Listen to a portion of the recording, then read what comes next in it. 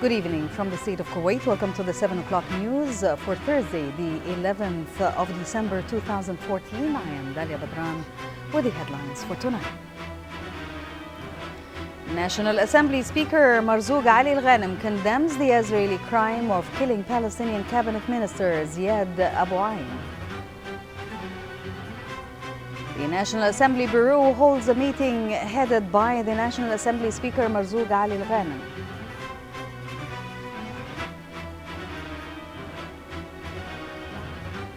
Free Syrian army troops attack Syrian regime forces in different cities as a Russian official visits Damascus.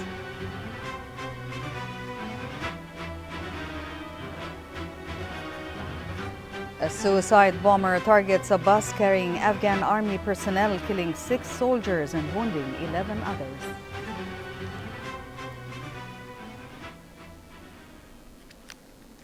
Hello and welcome.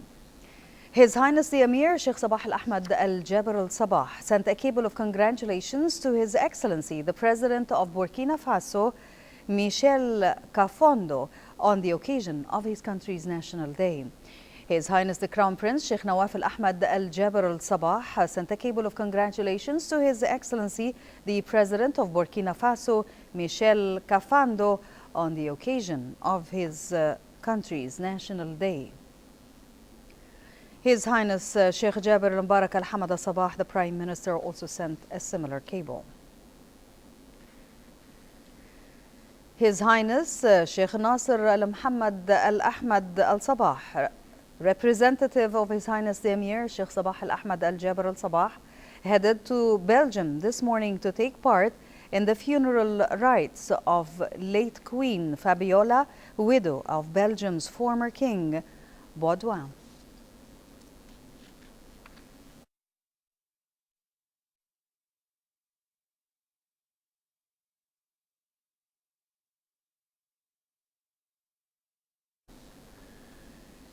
The National Assembly Speaker Marzouk Ali Al-Ghanem condemned the ugly Israeli crime of killing the Palestinian government official Ziad Abu Ain. Al-Ghanem called on the United Nations Security Council, international human rights organizations and various civil associations to take a firm stance against Israel. His Highness Sheikh Jaber Al-Mubarak Al-Hamad Al-Sabah, the Prime Minister, received today at Sif Palace the U.S. Ambassador to Kuwait, His Excellency Douglas Allen Suleiman, on the occasion of assuming his new post. His Highness the Prime Minister then received the Ambassador of the United Kingdom and Northern Ireland to Kuwait, Matthew Lodge, on the occasion of assuming his new post. And His Highness the Prime Minister also received the Ambassador of Brazil to Kuwait, Antonio Carlos Pedro, on the occasion of assuming his new post.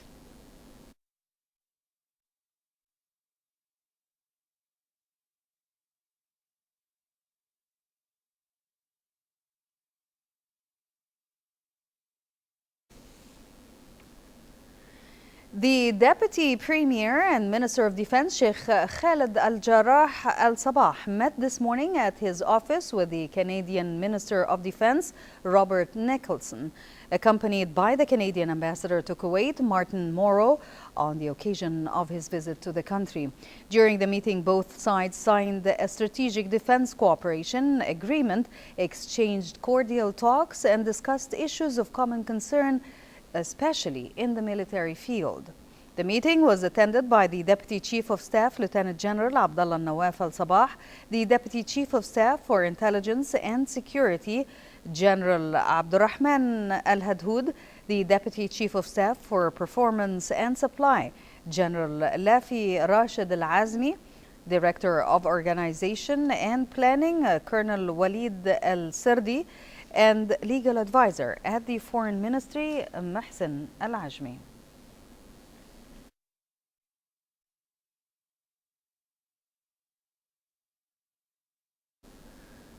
Marking the International Volunteer Day, or the IVD, Kuwait's Ministry of Youth Affairs held a grand ceremony honoring many volunteer teams and individuals who contributed and exerted efforts in such activities.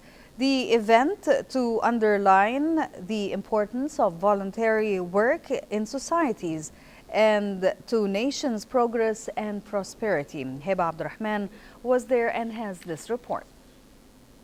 Minister of Information and Minister of State for Youth Affairs Sheikh Salman Subah Salam Mahmoud Subah announced that the Ministry of Youth Affairs has completed a study for the first phase of the National Voluntary Work Plan. In his speech at a function held by the ministry to mark the International Volunteer Day, Sheikh Salman said that the study and the plan would be endorsed soon to give more backing to Kuwaiti voluntary activities. The International Day for Volunteerism, where the Ministry of State for Youth Affairs explained to volunteers in Kuwait, volunteers groups and teams about our vision and strategy and our intention to build up a very positive platform to enhance the efforts in these important fields. We think that with volunteerism we can support our youth and youngsters to invest their time in servicing the humanitarian issues around the world and within Kuwait. So I'd like to thank all our colleagues who organized these excellent events where they showed the plans of the Ministry of Youth for Youth Affairs, and we hope with the collaboration with the United Nations and other leading organizations, we can submit a national study for volunteerism. We're here to celebrate World Volunteer Day with groups of volunteer groups from different sectors in Kuwait. We aim through these gatherings to provide a platform for recognizing these groups, and in addition to that, to making sure that everyone understands the role that the ministry has to play in providing all types of support, whether it be financial or logistical support. We look forward to seeing these young groups, these young men and women, prosper and grow, and through collaborating and offering them a platform for future conglomerates and collaborations, we hope to be able to hopefully provide a new industry, which is the third industry, the third sector, and we leave it in their capable hands to do so. Kuwait is a pioneering state in voluntary work in the region and world. The recent UN honoring and proclamation of His Highness the Emir Sheikh Subah Al-Ahmad Al-Jaber Al-Subah as a humanitarian leader and of Kuwait as a humanitarian center is a clear evidence of Kuwait's leading role in the voluntary action. The voluntary work has remarkably expanded and diversified in Kuwait in the past years. The ministry seeks to embrace and offer all support to voluntary initiatives, particularly those of the youth. For this purpose, the ministry is organizing awareness campaigns to promote voluntary work and educate people about the values of social responsibility, urging all people to cooperate and engage in voluntary work to serve their community and contribute to the building and progress of the society. The International Volunteer Day is an international observance designated by the United Nations in the year 1985, which offers opportunity for volunteer organizations and individual volunteers to make their contributions visible. From Regency Hotel, I am Heba Abdurrahman, reporting for English News. Thank you, Heba. The National Assembly Bureau held a meeting today under the chairmanship of Speaker Marzouk Ali Al-Ghanem and in the presence of the Bureau members. In his capacity as head of the quartet committee assigned with completing the new MP's premises, the Parliament Secretary Adel Msaad Al-Khrafi said in a press statement that he briefed the Council on the steps taken by the committee during the past phase, noting that these steps were approved by the Parliament. The Parliament Secretary added that the Bureau discussed the final accounts for 2013-2014 and the National Assembly's draft budget. He also said the Bureau took note of some of the messages addressed from the brotherly and friendly parliaments and reviewed some administrative issues related to the General Secretariat and took the proper decision in this regard.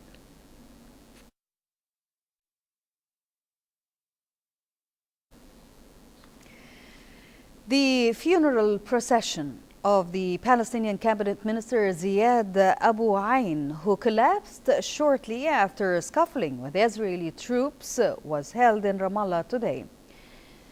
Several thousand mourners, including Palestinian President Mahmoud Abbas, gathered at government headquarters to attend the funeral.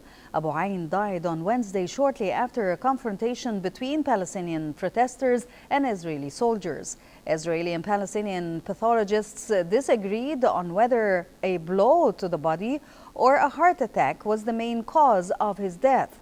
Following the funeral, the Israeli military clashed with Palestinian protesters on the outskirts of Ramallah. In other news, the French Senate narrowly approved a resolution asking the government to recognize the Palestinian state today in hopes this could be a tool in negotiations for lasting peace in the Middle East.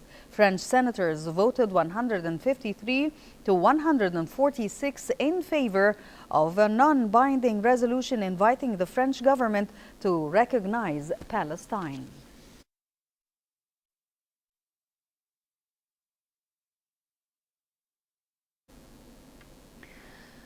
Fighters from the rebel-free Syrian army reportedly carried out attacks on government forces in the Syrian city of Homs. Other unconfirmed reports said similar attacks were targeting the town of Dera and the capital Damascus as rebels fire on forces loyal to President Bashar al-Assad. As the fighting raged nearby, Russia's Deputy Foreign Minister Mikhail Bogdanov was meeting with Assad. Bogdanov arrived in the Syrian capital for a two-day visit, the last leg of a regional tour that has taken him to Turkey for meetings with Syrian opposition leaders. He has said Russia is trying to arrange a meeting between Syria's warring sides without preconditions. Asked whether Russia was cooperating with the United States in its efforts to convene talks, Bogdanov said Russia will discuss the issue with the U.S. after Syrians agree to meet.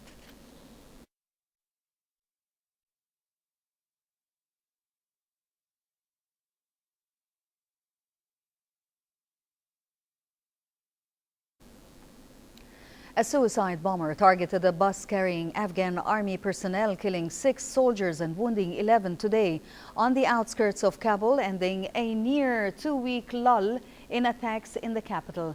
Afghan Defense Ministry officials said 5 Afghan school children were also reported killed in a foreign forces airstrike, but the international coalition said those killed were insurgents.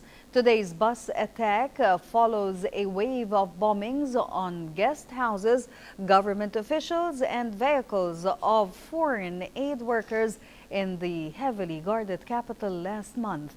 Taliban insurgents have stepped up their attacks in recent months in Afghanistan with deadly suicide and roadside bombings as most foreign troops prepare to leave the country after 13 years of war. The Taliban claimed responsibility for the attacks and said 12 officers were killed and 13 wounded.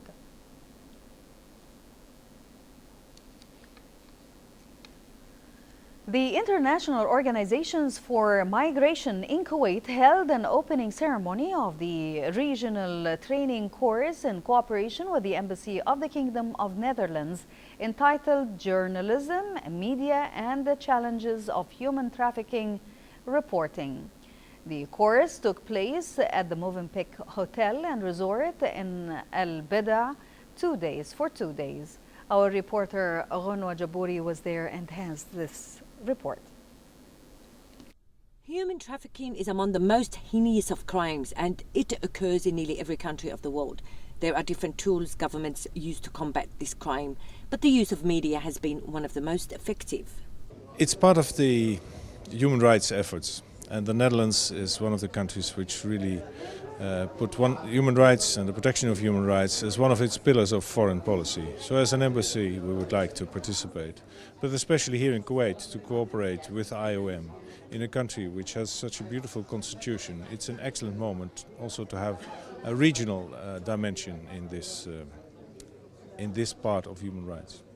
I think Canada is very much a strong supporter of tackling this kind of problem. Human trafficking affects everyone. There are people around the world who are victim, and I think we tend to think it happens to people in other places, poor people. It doesn't affect us. It's not us. But the journalists and organizations like JHR are showing the world that it's everywhere, and we all are responsible for keeping an eye out. And of course the journalists have that platform to be able to get it out there and force change and do some really great things in the world. In light of the important role the media play in helping authorities to combat human trafficking, IOM have committed to help train journalists in Kuwait to better identify human trafficking, who can as a result help the authorities in doing their job. We're here today to talk about human trafficking, which, as you say, is an extremely humanitarian issue. It touches the core of us all. It's a human rights violation. It's against people living, working in the region and outside of the region. What we see with human trafficking is an extremely complex phenomenon, which really requires a collective effort to combat it correctly. And the media professionals, activists working with the media are critical to ensure that we actually keep awareness on this issue so that we can collectively combat this phenomenon. We are gathering today to conduct one of the most important of the recommendation. For one of the most important recommendation we had for the first of its kind in the MENA region's Arab Symposium on the role of media in combating human trafficking, which was held last January in 2014 in the UN House in Kuwait. Because IOM in Kuwait would like always to have a strategy in their implementing in their projects, we follow up with our recommendations, and comes the idea of actually qualifying the journalists and media, social media, TV, newspaper, on how to detect the victims of trafficking and how to write the reports about that victim in a humanitarian base. It's not like a story or it's a news to put it, and because sometimes you will see in the news there is some of the news shows the victims as a criminal, and this is what actually our gathering today to enhance and build the capacity of the media journalists on how to detect, write the report and help the authorities to support and provide all the needed support for the victims. Some of the subjects that were tackled during the course included introduction to the definition and concept of human trafficking, proper usage of various media, print, audio, video and social human rights reporting on human interest stories, and the strategic role of the media in assisting international organizations. Identifying and reporting on human trafficking by the media is crucial, as it can help the authorities to combat such crimes. From the Moving Peak Hotel, Bada, I'm Gana Jaburi reporting to you for the English News. Thank you, Ghanwa. At the end of this week's trading at Kuwait's stock exchange, all indices closed today's session with losses. The KSX 15 recorded 1,061.9 points, losing 26.68 points. The price index ended trading at nearly 6,463 points, losing 48.95 points. And the weighted index closed at 437.7 points, also going down by 9.02 points. Kuwait's 15th Theatre Festival kicked off last night with a ceremony honoring pioneer figures of the Kuwaiti theatre movement. The 10-day event includes 8 stage performances and seminars focusing on theatre and war in human thinking, theatre and shadows of civil war, and theatre and the liberation of Kuwait war. Some awards will also be granted for the best performance actor, director and author for this festival. Here is more on the event in this report by Salem Al-Kandari. sponsored by His Excellency Minister of Information, Minister of States for Youth Affairs and Chairman of the National Council for Culture, Arts and Letters, Sheikh Salman Al-Hamoud Salim Al-Sabah. Kuwait's 15th Stage Theatre started by honoring some celebrities of the field and include live performances by various Kuwaiti stage groups. Actually, this is the 15th festival of theatre in Kuwait. This is the third time that I attend this festival. For me, I feel proud for that this festival being held in Kuwait. Theater is very important in our life, as it has been affecting the life of people all over the world, and I think that we need to refresh our memory in theater, and to increase our interest in this aspect. This is the opening night of the 15th National Theatre Festival, Kuwait National Theatre Festival. So it's the opening event of a week of theatre in which government and independent troops present shows on a daily basis and compete for prizes. Representative of Sheikh Salman Al-Hamoud Al-Sabah, the Assistant Secretary General of Arts and Theatre, Mohammed Al-As'ousi, added that the NCCAL is honoring prominent figures in theatre, including Abdul Muhsin Abdul Rada, Nouri Al-Rumi, Abdul Amir Al-Turki, Hussein Al-Muslim, Abdul Aziz Al-Haddad, and Sulaiman Al-Bassam. Kuwait's 15th Stage Theatre Festival had just kicked off tonight. It includes various activities, among them rewarding some of the celebrities in the field, and there will also be a performance, a play that will be staged at Desma Theatre every day. So please pick up the agenda and have a good time with the NCCAL activities. From Salmiya Theatre, this is Salim Kenderi reporting for the English News. Thank you, Salim. Under the patronage of the German ambassador to Kuwait, the GLOC organized its annual December Charity Bazaar this weekend to raise funds for local charity organizations and international humanitarian causes. The organization has been hosting the event for over 30 years, collecting authentic German treats and handmade gifts for the event. All proceeds go back to charity. Reporter Badri Al-Saleh brings up this report. The German ambassador's garden was packed with people and seasonal decorations as a large crowd gathered long before the event even started. Lining the walkway were booths of homemade gifts and trinkets. In one corner, guests could purchase an authentic German breakfast, in the other, traditional Dutch sweets and a morning coffee. The whole space was bustling with laughter and cheer as everyone was gathered for the annual German-speaking Ladies of Kuwait, also known as GLOC's, Charity Bazaar.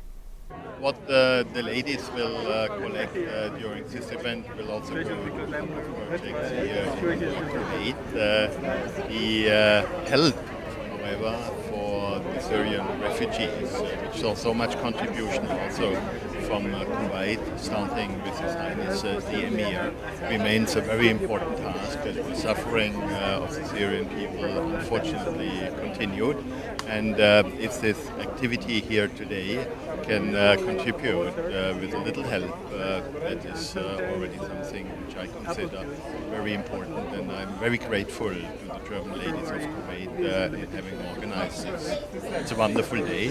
And the tradition of the bazaar goes back many years.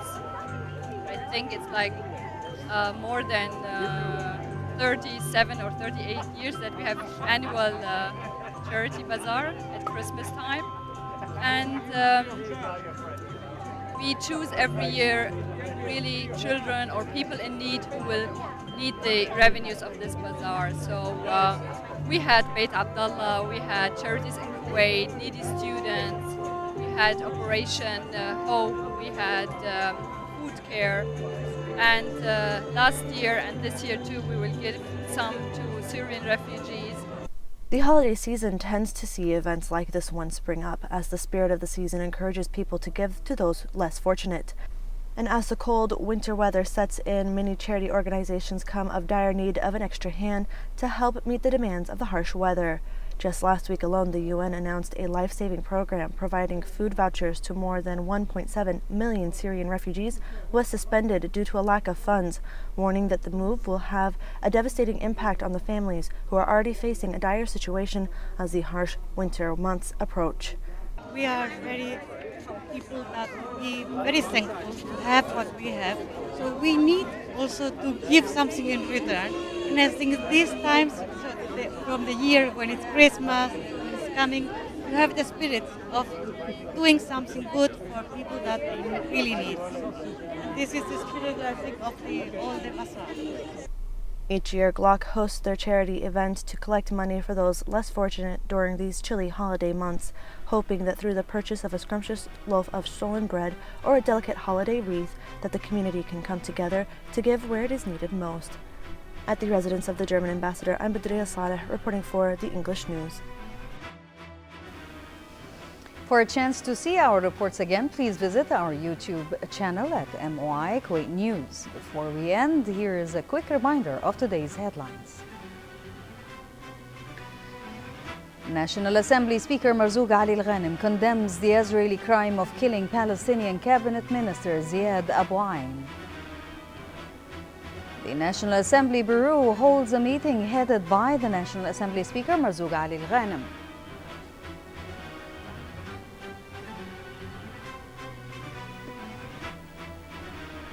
Free Syrian army troops attack Syrian regime forces in different cities as a Russian official visits Damascus.